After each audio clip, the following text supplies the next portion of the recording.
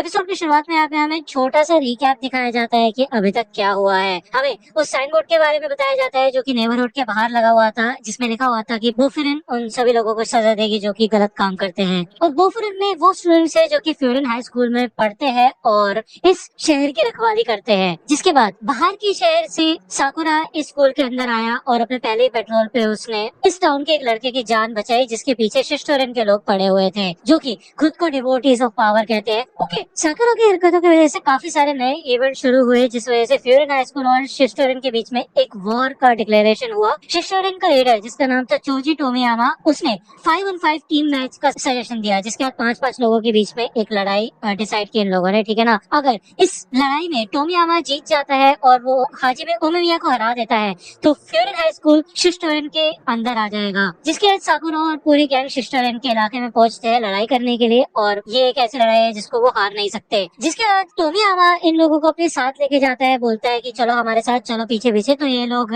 इस इलाके के और अंदर लेके जाते हैं इन लोगों को, ठीक है ना। चोजी अपने बच्चों की तरह काफी ज्यादा एक्साइटेड होता है और साकुरा इधर नोटिस करते हैं कि इस पूरे इलाके में सिर्फ बार्स और पब्स ही है। नीने बताते हैं कि हाँ, ये जगह इसी वजह से जानी जाती है। अभी तो काफी सुनसान लग रही है, लेकिन रात में काफी चमकीली हो जाती है ये जगह, लेकिन उसी के साथ साथ खतरनाक भी। साकुरा पूछते हैं कि तुम यहाँ पे क्या कर रहे हो, तुम लड़ने थोड़ा वाले हो। तो नीले बताते हैं कि यार देखो, मैं उस सीन में इन्वॉल्व था जब ये सब कुछ हुआ था, मैं उधर शामिल था, और वैसे भी मैं बोफरेन का मेंबर हूँ, तो मैं ऐसे पीछे नहीं हट सकता। भले मैं तुम लोगों जैसे ताकतवर नहीं हूँ, लेकिन मेरे को खुद को बचाना तो आना ही चाहिए।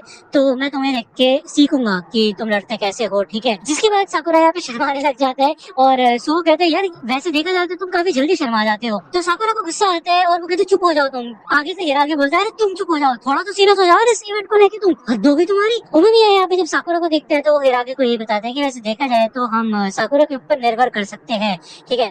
आगे चल के एक गली के अंदर मुड़ के ये एक थिएटर जैसी जगह के पास आते हैं जिसका नाम होता है ओरायन, जो कि शिस्टोरिन का हेड बेस होता है, ठीक है। ये एक पुराना थिएटर होता है जिसको इन्होंने अपने कब्जे में ले लिया होता है, और ओरी का मतलब होता है एक पिंजरा, जिस वजह से इन्होंने इस जगह का नाम ओरी रख दिया होता है, ठीक है। ये सारी बातें नीरे बता रहा होता है क्योंकि नीरे को काफी ज्यादा नॉलेज है। इस थिएटर के अंदर काफी सारे शिस्टोरिन के बंदे होते हैं और भाई वो बिल्कुल ऐसे बैठे होते हैं जैसे यहाँ पे काफी कमाल की मूवी चलने वाली है, और ऑब्वियसली वो यहाँ पे मजे करने के लिए बैठे होते हैं, लड़ाई देखने के लिए, ठीक है। उन्होंने ये कहता है कि देखो गाइस, तुम्हें ज्यादा सीरियस होने की जरूरत नहीं है। याद रखना ये कॉम्पिटिशन मेरे और टोमियामा के बीच में है, तो अगर हम दोनों में से कोई हारेगा तभी मेन डिसीजन होगा। तुम्हारे हारने ना हारने से कोई ज्यादा फर्क नहीं पड़ेगा, तो जस्ट चिलैक्स, ज्यादा टेंशन मत लेना, ठीक है ना। तो साकुरा कहता है अरे बाहर में जाओ, फिर चाहे इससे कोई फर्क पड़े या ना पड़े, लेकिन हारने तो बिल्कुल नहीं वाला मैं। तो यार ये चीज सुन के ओमिया काफी खुश होता है, ठीक है। और हिरागी कहता है तुमने सुन ही लिया कि हम क्या चाहते हैं। ओमिया कहता है कि वैसे देखा जाए तो सच में इसके ऊपर निर्भर किया जा सकता है। इधर चोजी स्टेज पे आ जाता है और वो कहता है हे ओमे-चैन, आओ आओ जल्दी आओ, लड़ाई करते हैं। तो जो टोगो में कहता है कि यार ये क्या कर रहे हो तुम, आते साथ लीडर्स की थोड़ी लड़ाई करेंगे, थोड़ा तो पेस अप करो चीजों को। तो यहाँ पे साइड में एक बंदा खड़ा होता है, यार ये वही बंदा है, इसका नाम होता है शायद आरिमा, और वो यही कहते हैं कि ये जो लंबे बालों वाला बंदा है मैं इससे लड़ना चाहता हूँ सबसे पहले, अगर आपकी इजाजत हो लीडर तो, ठीक है। जिसके बाद यहाँ पे बाजी यानी कि शुभिशिता जाता है आगे लड़ने के लिए, और जाने से पहले साकुरा उसे यही कहता है कि देखो हमारा जो बीच में हिसाब किताब था वो अभी तक बराबर नहीं हुआ है, और मैं तुम्हें एक बात बता दूं कि मैं लूजर्स के साथ नहीं लड़ता, तो अगर तुम हार गए तो मैं तुम्हारे साथ लड़ने नहीं वाला, ठीक है ना।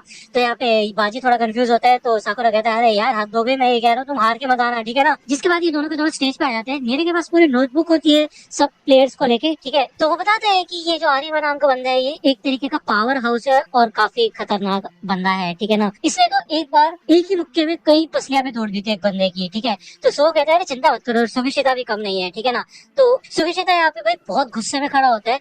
आरिमा इधर एक ट्रिक प्ले करता है और वो कहता है अरे उन्हें तुम्हें क्या हुआ। जिसके बाद सुभिशिता का ध्यान बढ़ जाता है और आरिमा भाग के आता है इधर और काफी तगड़ा पंच देता है सुभिशिता के चेहरे पे, ठीक है। और वो कहता है कि लड़ाई के दौरान अपना ध्यान लड़ाई से मत हटाया करो, समझे। तो इसके बाद तो भाई सुभिशिता उसका हाथ पकड़ता है और उसका मुंह पकड़ के उसको भाई जमीन में गाड़ देता है। भाई साहब यहाँ पे एक ही पंच के अंदर इस बंदे का खेल खत्म हो चुका होता है, और सुभिशिता कहता है कि मास्टर उमेमिया बोलो, समझे कमीने कहीं के। और भाई ये सच में काफी कमाल का सीन है, मजा आ रहा है इसको देखते तो सबके सब शौक ही हो जाते हैं। और जो ये आरिमा का पार्टनर होता है ना जो हमेशा उसके साथ रहता है, भाई उसकी तो फट जाती है सच में। वो कहता है भाई चले कह रहा है ये किस टाइप का जानवर है ये, वो कह रहे हैं सबके सब लोग शौक हो जाते हैं काफी ज्यादा। साकुरा कहता है कि भाई वो बंदा ही कमजोर था। इसको देख के चोजी ताली बजाता है, लेकिन जो टोगामे काफी ज्यादा सीरियस हो चुका होता है। चोजी कहता है कि यार अपना नाम तो बताओ यार, मुझसे लड़ो मुझसे लड़ो, लेकिन टोगामे उसको रोक लेता है और अपने साथ बिठा लेता है और कहता है अभी तुम्हारी बारी नहीं आई है। नीरे कहता है भाई हद हो गई यार, मतलब उसका खुद का बंदा यहाँ पे लेट गया है और उसके ओपोनेंट की तारीफ कर रही है। सही बताओ ना, इनके पेश ढीले हैं। सुगीशिता यहाँ पे नीचे आ जाते हैं तो उमेमिया उसको शाबाशी देता है कि उसकी बॉडी काफी ज्यादा टफ है। ठीक है, नीरे बताते हैं कि वैसे देखा जाए तो ये काफी ज्यादा स्ट्रॉन्ग है। तो साकुरा कहते हैं हाँ वैसे मैं भी उससे लड़ चुका हूँ। नीरे कहते हैं वाह, इसका तो तुम मानते हो, तुम इसकी तारीफ कर रहे हो क्या? तो नीरे और सो दोनों काफी खुश हो जाते हैं, लेकिन साकुरा तुम्हें पता ही है यार, वो एक्सेप्ट नहीं करता किसी चीज को और यहाँ पे वो शर्माने लग जाता है। वही दूसरी ओर इधर जो टोगामे काफी ज्यादा सीरियस हो चुका होता है, भाई कुछ तो बात हो गई होती है। इवन जो आरिमा का पार्टनर होता है वो भी काफी खौफ के अंदर जा चुका होता है। तो भी हमें दो बंदों को कहते हैं कि इसकी लाश, आई मीन इसकी बॉडी को यहाँ से उठा के बाहर फेंको। और ऑब्वियसली यहाँ पे हमें दिखाया जाता है कि टोमेयामा अपने गैंग के मेंबर्स की बिल्कुल भी रिस्पेक्ट नहीं करता। तो ये दो बंदे तो भाई इस बंदे को उठा के मेहरबानी भी नहीं करते कि बैक स्टेज में लेके जाए, वहीं से नीचे गिरा देते हैं और कहते हैं कि बेवकूफ कहीं का ज्यादा बनता है, उसके मुंह पे लात मारते हैं। और इसको देख के नेरे काफी ज्यादा डर जाता है। वो कहता है भाई कैसे बंदे हैं ये। साकुरा इन दोनों बंदों को कहता है कि बेवकूफ हो, आज के बाद अपने आप को ना डिवोटी ऑफ पावर मत बोलना बिल्कुल भी, तुम लोगों को देख के घिन आ रही है मेरे को, समझे? तो इन दोनों को काफी गुस्सा आता है और कहते क्या बोल रहे हो, क्या बकवास कर रहे हो तुम? तो सो कहते हैं अरे साकुरा शांत हो जाओ, इससे कोई फर्क नहीं पड़ता कि तुम क्या बोल रहे हो। ये बच्चे तब तक समझेंगे नहीं जब तक पिट नहीं जाते। तो इनमें से एक बंदा आके सुओ का कॉलर पकड़ लेता है और कहता है कि अच्छा मेरे से कुछ बोल रहे हो क्या तुम, चलो मैं दिखाता हूँ तुम्हें। तो टोमेयामा यहाँ पे एकदम से सीरियस हो जाता है और कहता है वो तुम्हारा ओपोनेंट नहीं है, समझे, तो पीछे हट जाओ। जिसको देख के यहाँ पे बंदे डर जाते हैं और साकुरा यहाँ पे जाने के लिए तैयार होता है, लेकिन सुओ कहता है कि अरे पागल मत बनो, ये तो साफ सी बात है कि मेरी बारी आने वाली है। साकुरा कहते हैं पागल किसको कह रहे हो यार तुम? तो सुओ कहता है हे शर्मीले बच्चे, आ नहीं रहे तुम लड़ने के लिए मुझसे, लगता है काफी स्ट्रेस हो गया तुम्हें, तो चलो थोड़ी एक्सरसाइज कर लेते हैं। तो कानुमा होता है इस बंदे का नाम। सुओ कहता है हे साकुरा, तुम्हें याद है जब तुम यहाँ पे पहली बार आए थे तो तुमने कहा था कि तुम टॉप स्पॉट लेना चाहते हो, तब मुझे लगा था तुम एक नंबर के बेवकूफ हो। साकुरा ये सुनते ही गुस्सा हो जाता है और कहते हैं कि क्या लड़ना चाहते हो मेरे से, आ लो अभी निपटाता हूं तुमको।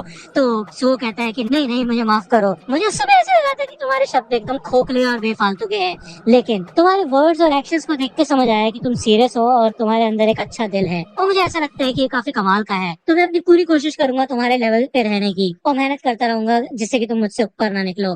तो फाइनली यहाँ पे सुओ आ चुका होता है स्टेज पे। तो साकुरा पूछता है कि अच्छा मेरे को इस बंदे के बारे में कुछ बताओ। तो नीरे कहता है कानोमा, हाँ यार वैसे ये भी ताकतवर बंदा है, लेकिन साकुरा कहते हैं नहीं कानोमा के बारे में नहीं, सुओ के बारे में बताओ। तो नीरे कहता है कि सुओ वैसे काफी ज्यादा ताकतवर है और मेरे स्कूल में वो इसी चीज के लिए काफी फेमस था। तो साकुरा कहता है कि वो चीज तो मैं उसको देख के बता सकता हूँ, ठीक है ना, उसके अलावा कुछ बताओ। तो नीरे कहता है अच्छा सच में तुम्हें उसको देख के पता चलता है कि वो इतना ताकतवर है?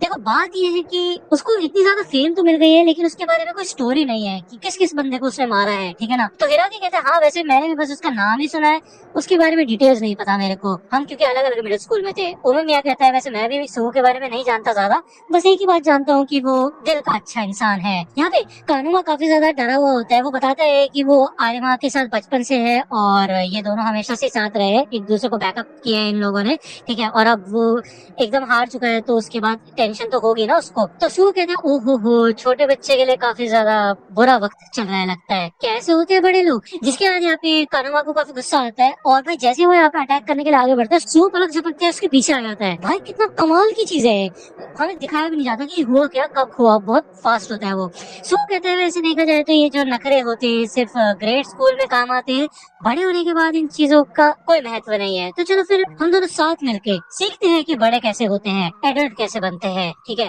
तो वही ये तो बंदे कंफ्यूज बैठे होते हैं यहाँ पे कि चल क्या रहा है, यहाँ पे हुआ क्या एकदम से। जिसके आधार में दिखाया जाता है सुओ के ऊपर कानुमा काफी सारे अटैक्स करता है कि सुओ इतना ज्यादा फुर्तीला होता है कि वो पलक झपकते ही कानुमा को बार बार नीचे गिरा देता है। वो यहाँ पे कानुमा से पूछते हैं कि तुम्हें क्या लगता है कि एक एडल्ट कैसे बना जाता है। तो कानुमा को इन सारी फालतू चीजों से कोई फर्क नहीं पड़ता, तो वो पहले तो गुस्से में अटैक करता रहता है, लेकिन इतनी बार नीचे गिरने के बाद सब लोग जब उसके ऊपर चिल्ला रहे होते हैं और कहते हैं तुम इस फाइट को सीरियसली क्यों नहीं ले रहे और हमारा नाम क्यों डुबा रहे हो तुम, तो कानुमा मन में कहता है कि भाई मैं उसको पकड़ने की कोशिश करता हूँ, उसको खींचता हूँ, इतने में मैं एकदम से जमीन पे होता हूँ, मेरे को खुद समझ नहीं आ रहा चल क्या रहा है यहाँ पे। उमेमिया कहते हैं कि वैसे देखा जाए तो सिर्फ अच्छा इंसान ही नहीं है वो।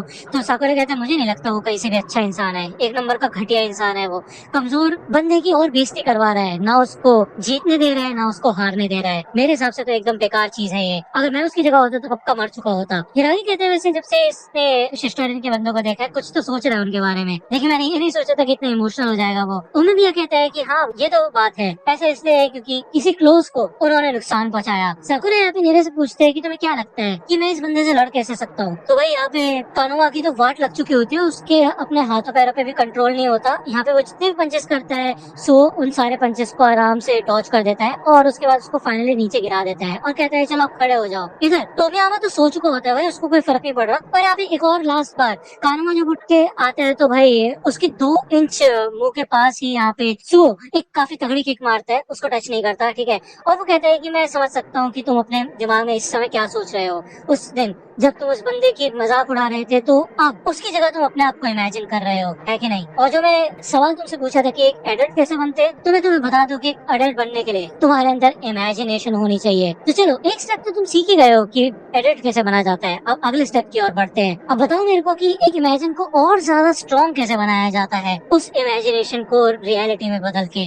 तो यार ये सुन के तो कानोमा की वाट लग जाती है। इधर सो उसको खत्म करने के लिए आगे बढ़ता है, यानी कि उसकी वाट लगाने के लिए आगे बढ़ता है, लेकिन टोगामे उसको रोक देता है और कहता है बस बहुत हो गया है, अब हमें और शर्मिंदा मत करो। वैसे शर्मिंदा होने की कोई बात ही नहीं है क्योंकि अब तुम हम में से नहीं हो। तो यहाँ पे टोगामे उसको बाहर निकाल देता है और सो यहाँ से जाने लगता है और वो कहता है कि तुम्हें पता है कि एक एडल्ट बनने के लिए इमेजिनेशन के साथ साथ एक्सपीरियंस की भी जरूरत है। तो चाहे कुछ भी हो तुम एडल्ट बनने के एक स्टेप नजदीक पहुंच चुके हो, तो ये तो तुम्हारे साथ अच्छा ही हुआ है। तो यार हमें दिखाया जाता है इस एपिसोड के अंदर कि सू कितना ज्यादा कमाल का था, एक काफी मिस्टीरियस कैरेक्टर जिसके बारे में हमें कुछ ज्यादा बताया नहीं गया था, लेकिन फाइनली देखने को मिला हमें कि वो कितना ज्यादा फुर्तीला है और फाइट में वो और भी ज्यादा बेटर तरीके से लड़ सकता है। अब मैं तुम्हें बता दूं यार, ये कोई शो ऑफ वाला बंदा नहीं है, इसके पास काफी ज्यादा एक्सपीरियंस है लड़ाई करने का, जिस वजह से वो इतनी इजिली टैकल कर पा रहा था इस बंदे को, ठीक है ना। ये कोई लक के बेसिस पे नहीं था।